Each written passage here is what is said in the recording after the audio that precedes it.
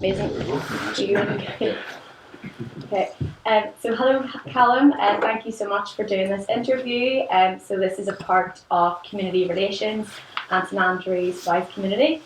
So just to kind of introduce yourself, would you mind giving us a little bit of background on yourself and also on your career? Kind of just throughout up to this point would be amazing. Well, thank you very much for inviting me to do this with you. Yes, I came to St Andrews as a student in 1978, well before you were born. That's at the end of the 70s, when Britain was very different. Inflation was huge, there was winter of discontent, with bodies going unburied and the litter piled up in the streets. Very different indeed. I came here and I came to do music and French. So I studied music, French and ancient history in first year, music and French in second year. Decided that French was too much reading, and so I did single honours music at a time when you could do an honours degree in music at St Andrews. So I'm one of those very rare birds, a living music graduate from St Andrews. I lived in St Salvator's Hall for 4 years. That was, of course, all male then. And it was right next to the music department, which at that time was Kennedy Hall, which was a sort of, a private house at one point. It was next door to St Salvator's Hospice, of course. Became the deputy senior student there, and then I went on to Dundee College of Education to do a postgrad in education. But I wrote to the warden of David Russell Hall and said any chance I could continue living here, because my girlfriend was still a student here. And in those days, yeah, fine, that's okay, just obey the rules like everyone else. So I lived at David Russell Hall for a year after that. And then I became a teacher at Madras College for 2 years, and then moved to Ware Academy in Anstruther for the next 35 years. And I retired a couple of years ago from that. Amazing. And of course you've been in the town for such a long length of time. I'm sure you've seen many changes. Is there any changes that you think stand out the most?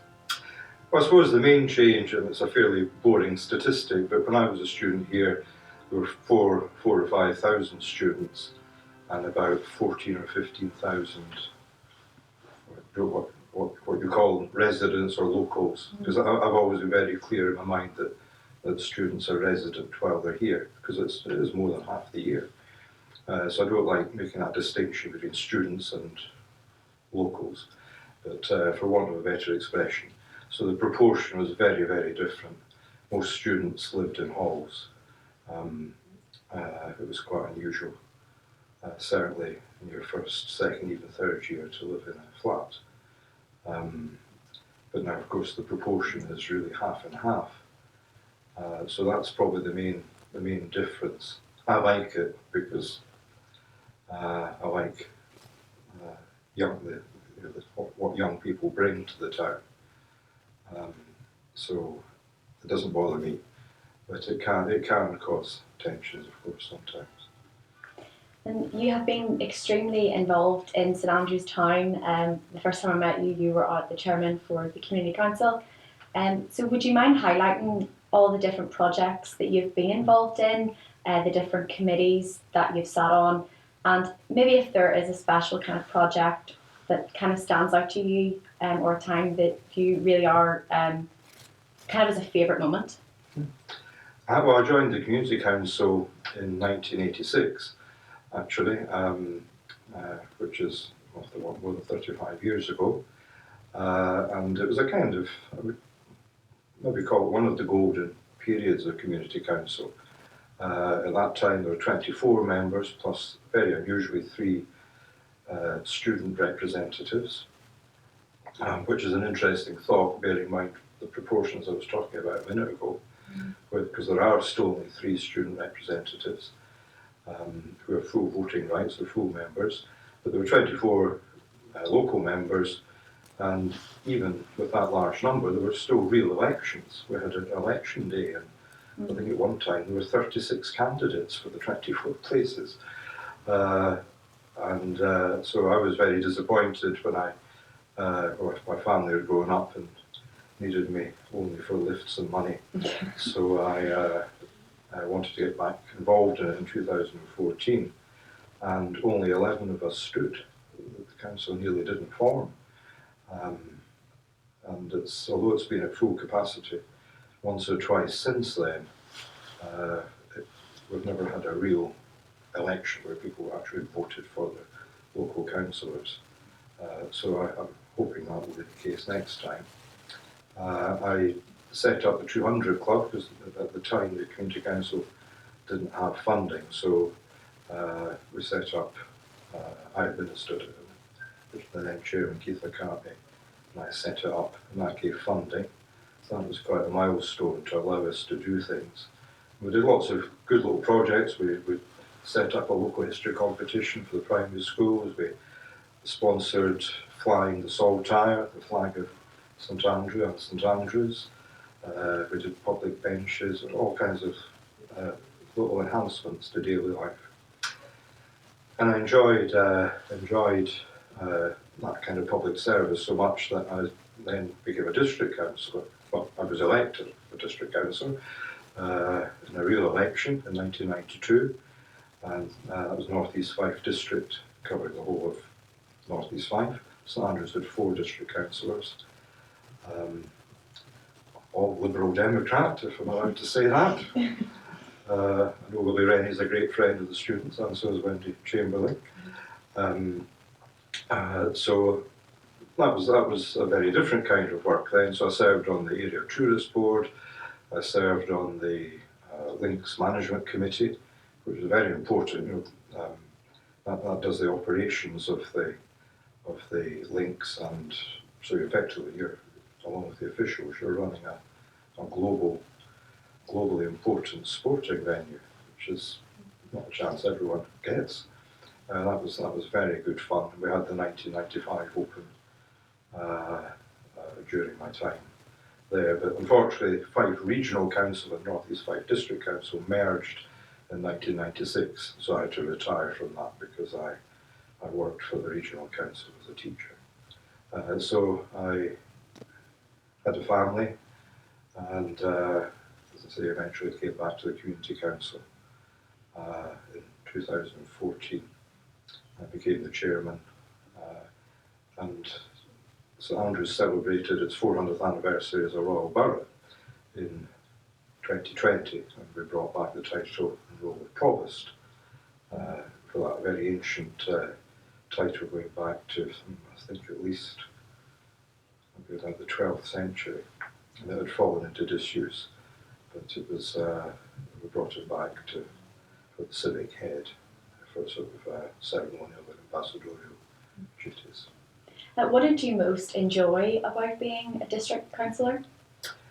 Well, I think it was people coming for help, often at the end of their tether. Often they'd reached sort of roadblocks with red tape, or not getting answers, not getting help, and the title of councillor just had that little bit of impact that officials would jump up and take notice if a councillor was taking an interest in something that wasn't being done properly or hadn't been done, or people were still upset. This was all pre-internet, of course, so people wrote letters and made phone calls, and the telephone answering machine was really high tech, but all these things were all part of the equipment we used. Amazing. And what do you make St Andrews so special? I know you've kind of talked through so many different aspects of the town and so many different areas that you are very much interested in and heavily involved with. But I was just wondering if there's anything that makes this town really special to you, the reason why you've maybe stayed here for so long? Yeah, that's a very good question, isn't it?